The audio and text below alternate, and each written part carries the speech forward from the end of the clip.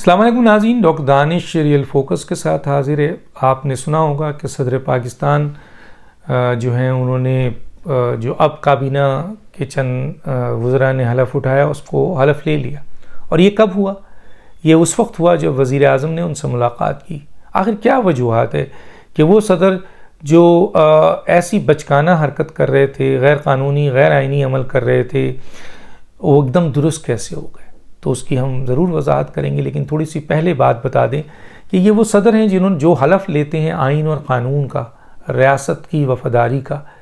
لیکن وہ مسلسل توڑ رہے تھے اور وفاداری دکھا رہے تھے عمران خان سے، اور عمران خان ان سے وہ کام لے رہے تھے جو غیر آئینی غیر قانونی کام تھا، اور ایسے کام صدر کر رہا تھا اس اہم ترین پوزیشن پہ بیٹھ کے دنیا میں مذاق اڑ رہا تھا کہ گورنر کو فیڈرل گورنمنٹ کی ریکویسٹ کے باوجود گورنر کو جو ہے وہ فارغ نہیں کیا جا رہا ہے، گورنر کو تنبیہ کی جا رہی ہے کہ آپ اس وقت تک اپنے فرض کو نبھائیں جب تک میں کہتا ہوں، حالانکہ فیڈرل گورنمنٹ نے ان کو بھیجنے کی ریکویسٹ کر چکی تھی، اور جب وزیر اعظم ریکویسٹ کرتا ہے تو صدر کو وہ بات ماننی چاہیے، لیکن وہاں پہ بھی ایک آئینی بحران پیدا کر دیا۔ وزیر اعلیٰ پنجاب حلف لینے کے لیے، کیونکہ پورا صوبہ اس وقت وزیر اعلیٰ سے باہر ہے، اور ایسے ایسے اقدام وہاں کیے جا رہے ہیں، ایسی ایسی باتیں کی جا رہی ہیں جو کہ جس کی بنیاد پر وہاں بحران پیدا ہو رہا ہے، اور یہ سب کچھ ماشاءاللہ ان کے اپنے لوگ گورنر اور صدر کر رہے ہیں، اور یہ سب کچھ ادارے اور ملک اور دنیا دیکھ رہی ہے، قوم بھی دیکھ رہی ہے۔ تو کہنے کا مطلب یہ ہے کہ صدر جو ہیں یہاں حلف نہیں لے رہے، بیمار پڑ جاتے ہیں، کبھی کچھ ہو جاتا ہے، اور مسلسل، حالانکہ 58(2)B کے بعد صدر کے پاس اتنے اختیارات نہیں ہیں، لیکن صدر کی جو پوزیشن ہے اس میں وہ موجودہ حکومت کے لیے ہرڈل ضرور پیدا کر سکتے ہیں، کیس کو ڈیلے تو کر سکتے ہیں نا، اور وہ کر رہے ہیں، جو کہ نظر آ رہا ہے، جس طرح ابھی انہوں نے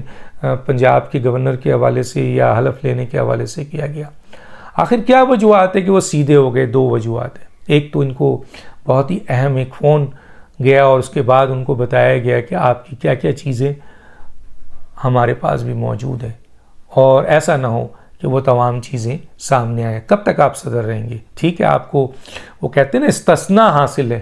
لیکن یہ استثناء تو اس وقت تک ہے نا جب تک آپ صدر نہیں ہیں۔ اس کے بعد کیا ہوگا؟ کیا آپ نے غلطیاں نہیں کی ہیں؟ کیا آپ نے کوتاہی نہیں کی ہیں؟ آپ فورن فنڈنگ کیس میں بھی انوالو ہیں، آپ دوسرے کیسز میں بھی پھنسے ہوئے ہیں، آپ اپنی فیملی کے کیس میں جو ہے وہ پھنسے ہوئے ہیں، کیس میں اس کو بھی اٹھائے۔ بہت ساری چیزیں ہیں جو آپ کے خلاف، اور پھر آپ نے غیر آئینی کام کیا ہوا ہے، آئین توڑا ہوا ہے، تو آپ چاہتے ہیں کہ آپ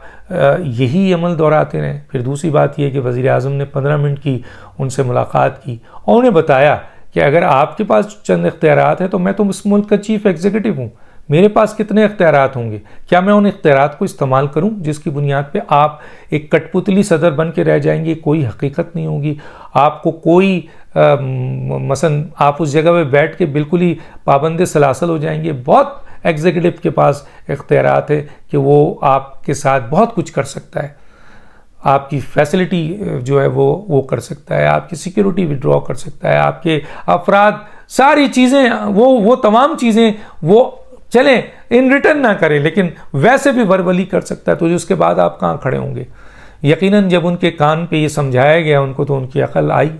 عقل تو آ گئی ہے، لینا شروع کر دیا ہے، لیکن یہ کچھ نہیں پتہ ان لوگوں کا کل عمران خان صاحب کی ایک زبردست کال آ جائے گی، پھر صدر اپنے لائن پہ آ جائیں۔ لیکن فی الحال ان دو وجوہات کی بنیاد پر ان کو عقل ٹھکانے آ گئی ہے، یہ صدر کو باور کرا دیا گیا ہے۔ دوسری طرف عمران خان صاحب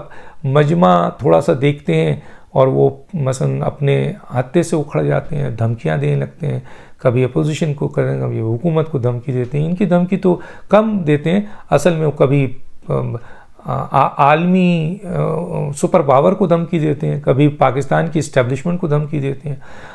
کل کے جلسے میں، حالانکہ وہ جلسہ اتنا بڑا نہیں تھا جو 2011 میں انہوں نے کیا، یہ جلسے سے بھی زیادہ بڑے جلسے، اب طاہر القادری کا جلسہ ہے، آپ سے بڑا جلسہ تھا وہ، حالانکہ ان کی پارلیمنٹ میں کوئی سیٹ نہیں ہے۔ تو جلسے بڑے کرنے سے 30-40 ہزار، 25 ہزار، 15 ہزار، خود سپریم کورٹ کے چیف جسٹس نے کہا کہ آپ 15 ہزار 20 ہزار کے جلسے سے کیا سمجھتے ہیں کہ آپ عدالتوں کو تابع کر لیں گے؟ کیونکہ آپ یہ سمجھ رہے ہیں کہ یہ 20-25 ہزار کا جلسہ آپ سمجھتے ہیں کہ اس جلسے کے لوگوں کے نکل آنے کی وجہ سے، جبکہ لوگ شغل میں بھی نکل رہے ہیں، رمضان کا زمانہ ہے، کوئی شغل نہیں ہے، بہت بڑی تعداد ہے۔ ابھی یہ کرائسس اس جلسے نے فیس نہیں کیا، ہاں کرائسس فیس کر کے 50 ہزار کا جلسہ آپ کریں گے تو پھر سمجھ آئے گا، جب ایک ٹیئر گیس کو فیس کریں گے یہ جلسے۔ تو بہرحال آپ اس جلسے کو دیکھ کر آپے سے باہر ہوتے ہیں اور آپ دھمکیاں دینے لگتے ہیں، اداروں کو دھمکیاں دینے لگتے ہیں، نفرت پیدا کر رہے ہیں عوام میں اور فوج میں، جو کہ نوٹس لیا جا رہا ہے، جس کا تفصیلاً نوٹس لیا جاتا ہے۔ آپ کبھی جو ہے وہ درست ہو کر جو ہے وہ آپ گفتگو کرنے لگتے ہیں، پھر ایک دم بہک جاتے ہیں جب اس قسم کی چیز دیکھتے ہیں۔ اب جن لوگوں نے غلطی کی وہ غلطی کو رہنے دیں، الیکشن کرا دیں، الیکشن اپنے وقت پہ ہوگا۔ اور وہ غلطی کس نے کی ہے؟ فوج نے کی ہے، امریکہ نے کی ہے، یا الیکشن کمیشن نے کی ہے؟ الیکشن کا فیصلہ تو الیکشن کمیشن کرے گا، نہ فوج کرے گی نہ امریکہ کرے گا۔ آپ کس کو دھمکی دے رہے ہیں؟ اور دوسرا یہ ہے کہ 7 مہینے تک تو ویسے بھی الیکشن نہیں ہو سکتا ہے، الیکشن کمیشن بتا چکا ہے، معاف کیجیے گا۔ اور حکومت جب تک اپنی ٹارگٹ کو اچیو نہیں کرتی ہے، جو کہ تقریباً 8 سے 10 مہینہ لگے گا، وہ بھی قبل از وقت انتخاب چاہتے ہیں، لیکن جب حکومت لی ہے تو کچھ کام تو انہوں نے کرنا ہے اور وہ کام کریں گے۔ اور حکومتیں کام کرتی ہیں، آپ جلسے کیے جائیں، جلوس کیے جائیں اور وہاں دھمکیاں دیے جائیں، اس کا کوئی اثر نہیں ہوتا۔ کمزور سے کمزور حکومت بھی ان جلسے اور جلوسوں سے نہیں کرتی۔ آپ 50 ہزار کی بات کر رہے ہیں، آپ 5 لاکھ کا جلسہ کر لیں تب بھی کچھ نہیں ہوتا ہے۔ اور اگر آپ نے لا اینڈ آرڈر سچویشن پیدا کرنے کی کوشش کی، جیسے کہ آپ دھمکی دے رہے ہیں، تو پھر ظاہر ہے ریاست اور حکومت کی طاقت پھر آپ دیکھیں گے کیا ہوتی ہے۔ دوسری بات یہ ہے کہ اس پلیٹ فارم سے ایک ایسا شخص جو کہ بیسیکلی جس کی آگے نہ پیچھے نہ اوپر نہ نیچے ایک ووٹ نہیں ہے، خود ایک ووٹ کی پارٹی ہے، اور اب تو اس کی حالت یہ ہے کہ وہ ایک کونسلر کا الیکشن نہیں جیت سکتا، اور اپنے قریبی لوگوں میں کہتا ہے، عمران کو برا کہتا ہے اور کہتا ہے کہ اس نے میری بات نہیں مانی، اس نے پھنسا دیا ہم سب لوگوں کو، حکومت تباہ کر دی ہماری، یہ کہتا ہے وہ اپنے قریبی لوگوں میں۔ اور اس کے بعد جب مجمع میں آتا ہے تو کہتا ہے عمران کو کسی نے ہاتھ لگایا تو خانہ جنگی ہو جائے گی۔ کیا دوغلا پن ہے بتائیے شخص میں، اپنے قریبی لوگوں کو کے سامنے عمران کو ایسی کی تیسی کرتا ہے اور کہتا ہے اس شخص نے ملک کو تباہ کر دیا، ہم لوگوں کو پھنسا دیا ہے، فوج سے لڑوا دیا ہے اور بین الاقوامی طاقتوں سے لڑوا دیا ہے، اور اس نے کچھ کام نہیں کیا ہے، اور اس نے ہم لوگوں کی نوکری ختم کروا دی ہے۔ اور جب مجمع میں ہوتا ہے تو یہ کہتا ہے کہ جی عمران خان کو ہاتھ لگایا تو آپ کو دیوار سے لگایا، ہاتھ لگایا تو اینٹ سے اینٹ بجا دیں گے اور آپ کے خانہ جنگی ہو جائے گی۔ کیا وجوہات ہے کہ اس کو حکومت اس طرح کی پبلک میں اس طرح کی کئی اس کی دھمکیاں ہیں، اس کے اوپر ایکشن نہیں لیتی؟ کیونکہ اب تو 24 انسان نہیں ہے، اب تو رانا ثناء اللہ ہے۔ تو رانا ثناء اللہ سے پوچھنا چاہتا ہوں کہ ایک شخص کھڑے ہو کر مجمع میں نفرتیں بانٹ رہا ہے، خانہ جنگی کی بات کر رہا ہے، جو آئین اور قانون کے خلاف ہے، اور آپ منسٹر آف انٹیریئر ہیں، آپ کو آئین نے اور حلف اٹھایا ہے کہ ایسے کسی شخص کو بھی آپ جو ہیں وہ پابند سلاسل کریں گے اور اس کا سخت قانونی اور آئینی طریقے سے اس کو پابند کریں گے کہ وہ اس قسم کی مغالطات بکنے سے باز آئے، یہ اور اس قسم کے جو فتنہ ہے جو پھیلایا جا رہا ہے۔ کیونکہ اگر آپ رسول اکرم صلی اللہ علیہ وسلم کے زمانے کو دیکھیں، جب اس زمانے میں رسول اکرم صلی اللہ علیہ وسلم جب اس دنیا سے چلے گئے تو اس وقت بھی فتنہ ہوا، کچھ لوگوں نے اپنے آپ کو نبی کیا، کچھ لوگوں نے مسلمانوں میں نفرت ڈالی، کچھ لوگوں نے مدینے اور مکے کے مسلمانوں میں نفرت ڈالی۔ تو جن لوگوں نے فتنہ کیا اس کو حضرت ابوبکر رضی اللہ تعالیٰ عنہ اور حضرت عمر رضی اللہ تعالیٰ عنہ، اس کے علاوہ عثمان، حضرت علی کرم اللہ وجہہ، سب نے، چاروں خلفائے راشدین نے اس کو فتنہ کہہ کے کچل دیا۔ قتل عام ایسے لوگوں کی ہوئی اور ایسی لڑائی ہوئی، اس میں کئی صحابہ کرام بھی جو ہیں وہ شہید ہوئے۔ اس کا مطلب یہ ہے کہ کئی معتبر صحابہ کرام جو ہیں اس سلسلے میں شہید ہوئے جب انہوں نے اس قسم کے فتنے کو کچلا۔ تو یہاں یہ فتنہ ہے، تو فتنے کا حکم اللہ تعالیٰ کے پاس ہے۔ تو انٹیریئر منسٹر صاحب آپ کس چیز کا انتظار کر رہے ہیں؟ کسی نے گورنمنٹ سے کہا کہ یہ بہت چھوٹا آدمی ہے، اس کے اوپر ہاتھ ڈالا گیا اور اس کو جیل کیا گیا تو اس کا قد بڑھ جائے گا۔ ضرور آپ کی یہ سوچ ہوگی اور آپ صحیح بھی کہہ رہے ہیں، لیکن فتنہ اگر یہ ہے اور یہ فتنہ بڑھا رہا ہے اور اس طریقے سے لوگوں میں نفرتیں بڑھیں گی اور کہیں گروپ آپس میں لڑ گئے اور یہ چیزیں آگے بڑھ گئیں اس فتنے کی وجہ سے، تو پھر آپ کہاں کھڑے ہوں گے؟ پھر آپ گرفتار کریں گے، پھر ایکشن لیں گے۔ تو چنانچہ آئین اور قانون جو کہتا ہے اور میرٹ جو کہتا ہے وہ کام آپ کریں، یہ سوچے بغیر کہ یہ کون ہے۔ دوسرا، عمران خان صاحب جس طریقے سے ملک میں نفرت پھیلا رہے ہیں، یقیناً ان کا بھی سدباب ہونا چاہیے، کیونکہ فوج اور عوام میں نفرت پھیلانے میں وہ بہت آگے ہیں اور ایسی سی باتیں کر رہے ہیں جو قابل پکڑ ہیں۔ تو اس لیے یہ اس چیز کی بھی ہمیں پتہ ہے کہ اس قسم کی فائلیں بن رہی ہیں، ان لوگوں کی فائلیں بن رہی ہیں۔ اب آپ شاہ محمود قریشی ہوں، اسد عمر ہوں، فواد چودھری ہوں، شیخ رشید ہوں، جو منسٹر دیکھو وہ کہتا ہے عمران خان کو دیوار سے لگایا تو اینٹ سے اینٹ بجا دیں گے اور جناب مجمع بے قابو ہو جائے گا اور یہ جو ہے وہ ایسا ہو جائے گا۔ اور دھمکیاں دے رہے ہیں، کس کو دے رہے ہیں آپ دھمکی؟ ریاست کو، ریاستی اداروں کو دے رہے ہیں۔ یہ ان کا کام تو نہیں ہے، انہوں نے تو یہ سب کچھ نہیں کیا۔ اور یہ تو اس بنیاد پر